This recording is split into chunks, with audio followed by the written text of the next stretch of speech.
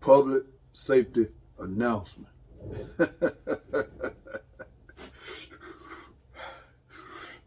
We just snatched the W straight out of our little brother mouth Saturday. Our little brother was besides theyself, overplaying over their head with a backup quarterback. Played us off our feet. Our little brother came to play. But let me tell everybody something. That wasn't our little brother. That wasn't the Auburn Tigers. That's the same Auburn Tiger that's got the golden arches looking over them. That's the same Auburn Tigers, our little brother, the same team that got the lucky rabbit foot looking over them. That's the same Auburn Tigers that got the golden arches up the butt. That's the same Auburn Tigers. That's the same Auburn Tigers that got 9 lives. Have you ever seen a football team like Auburn? Ask anybody. Ask Georgia. Us in Georgia know firsthand that how many rabbit foots that Auburn has. LSU knows how many rabbit foot that Auburn has. 9 lives. But guess what, y'all? Guess what? The 9 lives, the rabbit foot, the golden arches up the butt is no more. Alabama took care of that. The 1 second on the clock. There go Davis! There go Davis! The rabbit foot and the golden arches was up that kid's butt while he was running that touchdown back against Alabama. All right? Cam Newton. We just can't. Even in the game, the purest Alabama fan know this. Luskinka, the tight end, may he rest in peace for Auburn Tigers. But he played with Cam Newton. And Cam Newton threw a pass. We thought Cam Newton was, we was up by 24-3 against Cam Newton. And Cam Newton came back and beat us. But at the end of the game was close. And we were still winning. And Cam Newton threw a pass. We thought he was running to Luskinka. Well, Luskinka, was the only man standing by the end zone, ran into the end zone and win the game for Auburn. We don't know how that play happened to this day. The kicks, 6 or whatever you want to call it, the 1 second, we still don't know how that play happened to this day. But I told y'all, Auburn got 9 lives. 9 lives. That's no more. The 9 lives don't scare Alabama no more. The lucky rabbit foot don't scare Alabama no more. The golden arches up the butt don't scare Alabama no more. Alabama got Brian, what's his name? What's their coach name? Brian Horson? They got a horse up their ass. They riding the horse. Brian Horson, welcome to the SEC, Brian Horson. Whatever Brian Horson, you look lost, boy. When Auburn and Brian Horson got that, when they stopped Trey Sanders on 4th down and they got the ball back, boy, he had his hands up. He wasn't bad as Gus Malzahn used to do. Gus Malzahn would have been pumping and hooping and hollering and jumping around. But Brian Horson, he's got that mean look. He pointing that way. First, we got the ball. 1st down. That's Brian Horson. Hey, Brian Horson. Brian Horson, you pointing too fast, man. You pointing too fast.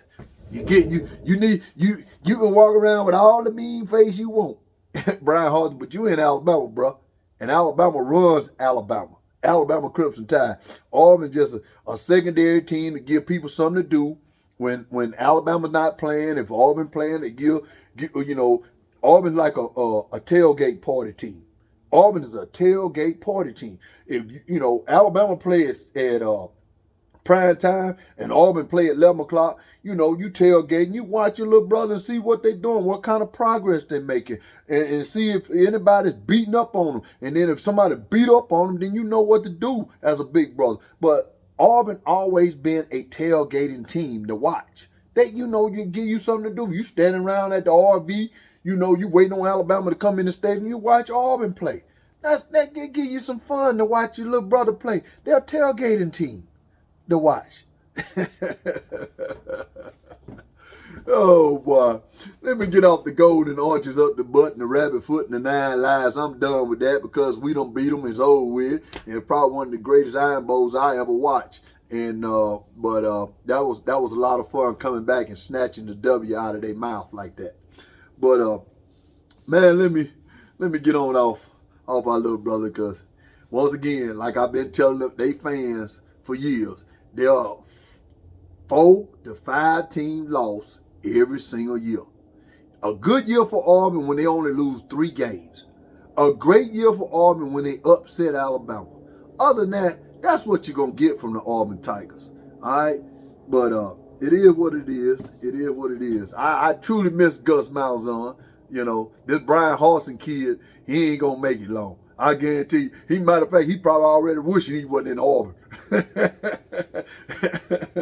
But anyway, let me say this, man. Let me say this. ESPN, all these people, all these talking heads on the radio. I was listening to this lady on ESPN said, when Georgia beat the snot out of Alabama this weekend, we ain't got to worry about Alabama being in, having a chance of getting in the playoff. She said, when, you know, the lady with the dark hair, she said when Georgia beat the snot out of Alabama. She said snot on national TV. When they beat the snot out of Alabama, we ain't got to worry about Alabama making the playoff. It ain't finna happen. Man, let me tell y'all something, man. It's so great to be an Alabama fan. I'm just gonna be honest with you. This team here is a young team. And this team here, listen, I keep saying to everybody, if you're going to beat this team, you better beat them this year. Look at Texas A&M. Texas A&M won a Super Bowl. Jimbo Fisher was the hottest coach on the planet. Even though he lost to Mississippi State and Arkansas, he beat Alabama, and all of a sudden, Jimbo Fisher is the greatest coach anybody ever seen. He lost to Mississippi State, he lost to Arkansas, and then he beat Alabama, and then all of a sudden, he the hottest coach in the land for the LSU job or for the USC job to get more money at Texas A&M. He's his name all over the news. Jimbo Fisher, after Alabama, has lost 2 more games. Poor man LSU beat him. The Cinderella team from 2 years ago beat him. A fine coach out the door was cheering his ass off when he beat Texas A&M. He always Ed Orgeron can always lead with that high that he beat the greatest coach ever that beat Alabama. Poor old Jimbo Fisher. Hey, Jimbo, I don't think LSU wants you now, dog.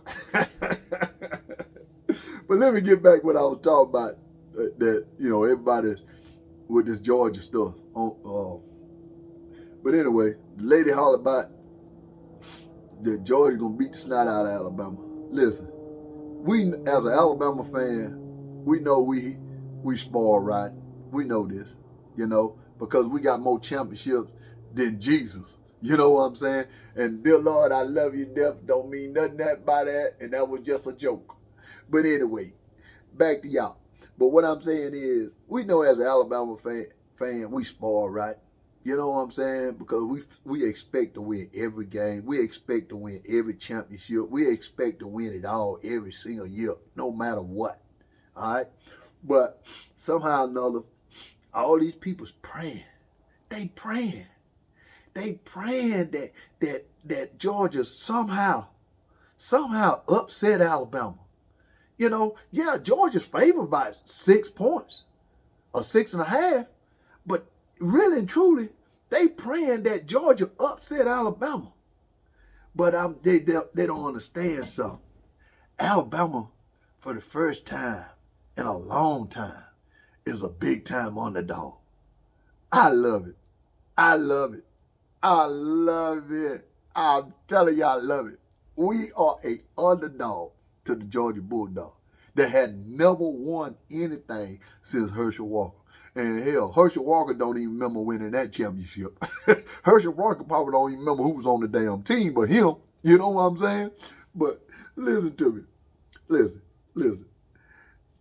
They saying, please, Georgia Bulldogs, please, Georgia Bulldogs, I'm getting on my knees and I pray that you beat the snot out of Alabama. I pray some kind of way that Alabama don't get in the playoff again with 2 losses or 1 loss. We are so sick and tired of watching Alabama win all the championships and be in the playoff every single year. I pray whatever you do, don't let Bama Mo come on YouTube if Alabama win and start talking a bunch of crap to all the Georgia fans, because he already gonna tell them all the Georgia fans ain't nothing but front runners and second up and runner-ups. That's their name. Second up and run up. Lord, can you hear me? Lord, can you hear me? They ain't number second up and running up. But I pray that you, some kind of way, can you touch that rabbit foot that Auburn had and the golden arches up the butt and the 9 live? Can you please give them the Georgia Bulldog this weekend to beat the mighty Crimson Tide? I pray, amen. Roll damn Tide.